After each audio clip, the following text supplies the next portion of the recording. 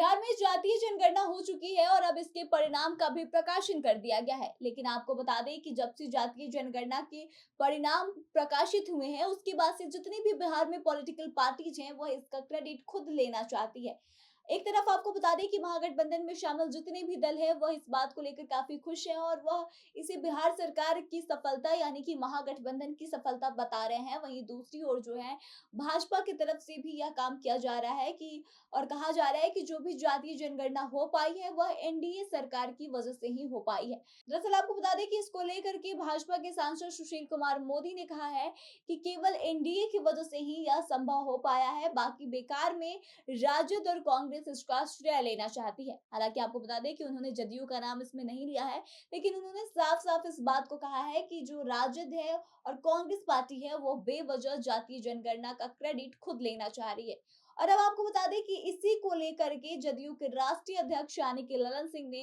भाजपा पर करारा हमला बोला है और सुशील कुमार मोदी को दो मुहा साफ बता दिया है। तो आइए आपको पूरा मामला विस्तार से बताते हैं, लेकिन उससे पहले नमस्कार, मेरा नाम आत्मजा है और आप द बिहार प्रोजेक्ट देख रहे हैं। दरअसल आपको बता दें कि बिहार सरकार की तरफ से 9 दलों की बैठक बुलाई गई थी। उसके बाद से जातीय जनगणना के काम को पिछले वर्ष यानी कि 2022 में शुरू किया गया था। इस अ, को ये जब यह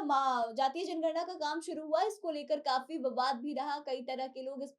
को लेकर चर्चाएं कर रहे थे। बहुत सारी ऐसी पार्टियां भी थी जो इसको लेकर के सहमत नहीं हो पाई थी। लेकिन बाद में यह मामला पहले हाई कोर्ट पहुंचा, फिर सुप्रीम कोर्ट भी पहुंचा, लेकिन अंततः जातीय जनगणना पूरी हुई और अंततः कल जाकर इसका परिणाम जो है वो सार्वजनिक भी किया गया, जिसमें कि लोगों की आर्थिक और उनके जाति की कितनी आबादी है, इसके बारे में लोगों को जानकारी मिली। अब आपको बता दें कि इसको लेकर के ललन सिंह ने भाजपा पर हमला बोला है और उन्होंने साफ कहा है कि भाजपा बिना मतलब का इसका क्रेडिट लेना चाहती है। भाजपा के लोग पहले इसका विरोध करना चाहते थे, लेकिन जब मुख्यमंत्री नीतीश कुमार ने इस बात का ऐलान कर दिया कि चाहे कोई साथ दे या ना दे, लेकिन वह जातीय जनगणना करा कर मानेंगे, तो उसके बाद मजबूरी में भाजपा को इसमें साथ देना पड़ा और भाजपा की तरफ से हाँ कहना पड़ा, क्योंकि मुख्यमंत्री नीतीश कुमार पहले कई दिनों से यह कह रहे थे कि प्रधानमंत्री से मिलकर इस पर चर्चा की जाए, लेकिन भाजपा की तरफ से इसको लेकर के कोई एक्शन नहीं लिया जा रहा था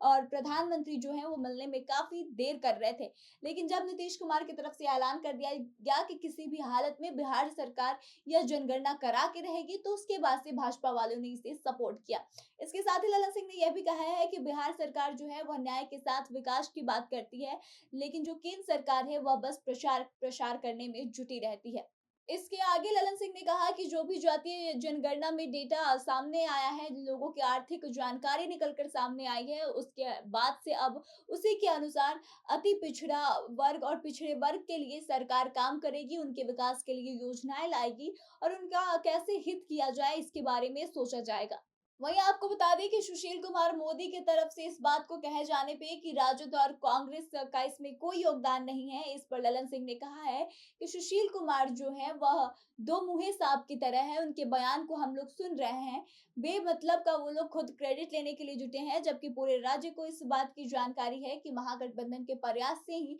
यह जातीय जनगणना जो है वो सफल हो पाई है। नहीं तो सारे लोग जानते हैं कि भाजपा जो है वो अति पिछड़ा और पिछड़ा विरोधी है, क्योंकि उस समय जब जातीय जनगणना की चर्चा हो रही थी, उस समय भाजपा वाले खुलकर तो नहीं, लेकिन इसका विरोध करने में जरूर जुटे हुए थे। इसके साथ ही ललन सिंह ने यह भी कहा है कि विकास के काम के लिए हम लोगों ने यह कार्य करवाया है और यह निश्चित तौर पे बिहार में विकास होगा। वहीं आपको बता दें कि जदयू में जब टूट का सवाल पूछा गया ललन सिंह से, तो उन्होंने कहा कि बिल्ली के भाग्य से छीका नहीं टूटता, यानी कि अगर भाजपा यह चाह रही है और उसको ऐसी उम्मीद है कि जदयू में बड़ी टूट हो सकती है, तो ऐसा बिल्कुल भी नहीं है। हमारे बीच सारी चीजें ठीक चल रही है। तो इस तरह से आपको बता दें कि एक तरफ जहां जातीय जनगणना की शुरुआत जब हुई थी, तब से लेकर अब परिणाम प्रकाशित कर दिया गया है, तब तक इसको लेकर विवाद थम नहीं रहा है। जब जातीय जनगणना शुरू हुई तो विभिन्न पार्टियों की तरफ से इसका विरोध किया गया। अंततः पार्टियों ने मिलकर इसको सहमति भी दे दी और अब जब रिजल्ट प्रकाशित हो गया है, तो इसके बाद से